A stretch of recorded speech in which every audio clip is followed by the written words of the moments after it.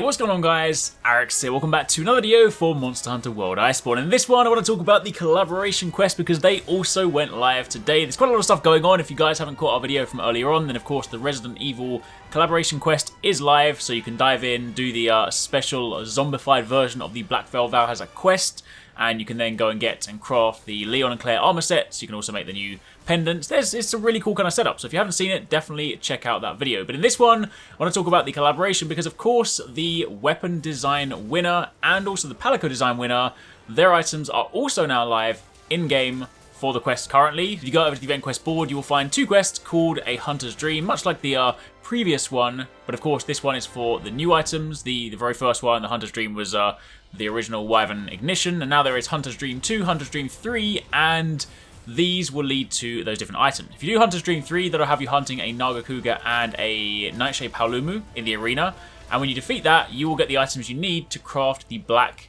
Eagle Charge Blade, which is incredibly cool. You craft it to begin with at a rarity 10 version, and you can then upgrade it to the Black Lightning Eagle with a further 3 Black Eagle blueprints. They're of course the items you need in order to craft this, and this is a really cool weapon. It is an elemental charge blade. It is of course thunder element. As mentioned many times in the past, elemental charge blades are great in Iceborne. You can get some really good damage out of them, and more importantly, this also has a ridiculously massive chunk of purple sharpness. I don't even have handicraft on this armor set. This armor set is just a quick thing I threw together to kind of give me something that I can use for this set. I basically made like a crit element slash thunder set, nothing super special. 4 parts Silver Wrath, 1 part Rajang, and then just filled in all the gaps. But this, without handicraft, has the biggest chunk of purple I've ever seen. You could of course go extra, go the extra mile and then put some handicraft if you really want to sort of boost that up even more, but honestly, you don't even need to. You can just run with this. Nice chunk of purple sharpness, 10% affinity, decent attack, not the highest attack for charge blades, but it's also got decent element. Of course, you can then increase that further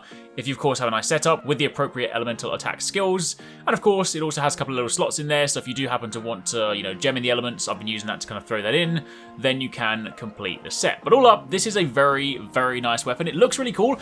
I will say, when I was kind of talking about the weapon design contest winners, this wasn't my favourite one. Doesn't mean to say it was bad design, it just wasn't necessarily, of all the ones that were submitted, the one that I wanted to win the most. But having seen this now in game, it does look incredibly cool. It's a very nice design. I love the sort of sleek look to the sword. I love the way that it almost looks like something out of, say, Fire Emblem, that sort of regal look to it.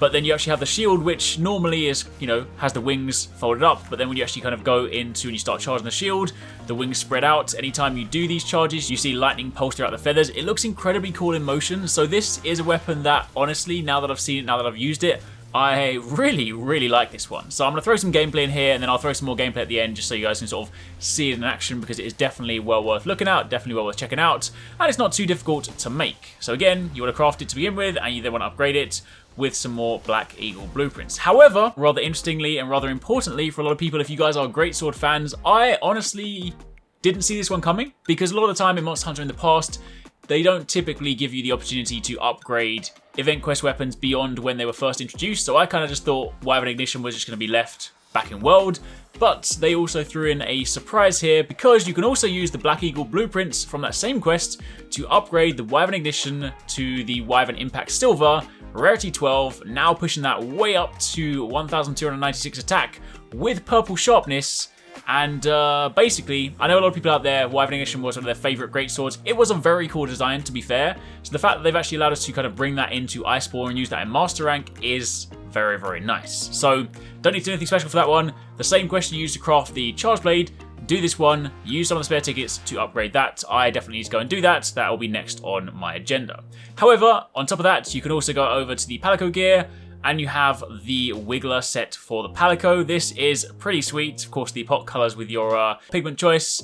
And for this one, you then have a blunt weapon, melee attack of 70, range attack of 30, water attack of 180, and you then have the 2 different pieces. This looks really cool, especially if you want to kind of mix it up. You might not necessarily want to use the pot. You might just want to go and use the head, and you can have some crazy combinations. So yeah, they are currently live in Iceborne right now, so if you guys want to go and do those, go and pick up those quests. If you want to do the one for the Palico Gear, you want to do the Hunter's Dream 2, that'll have you fighting a Coral Puke. You want to do the other one, it's Hunter's Dream 3, that'll have you fighting the Nightshade Paolumu and the Naga Cougar in the arena, and you then get those tickets. But that's it for the time being. I'm leaving you guys with a little bit more gameplay page, to have a few random different hunts, just give you a chance to sort of see this charge blade in motion, trying to sort of use it as much as possible, just using the different moves, showing off how it looks and performs in combat. It's very cool. Let me know in the comments down below if you guys have made this yourself. Let me know what you guys think of it, and of course keep it locked for plenty more.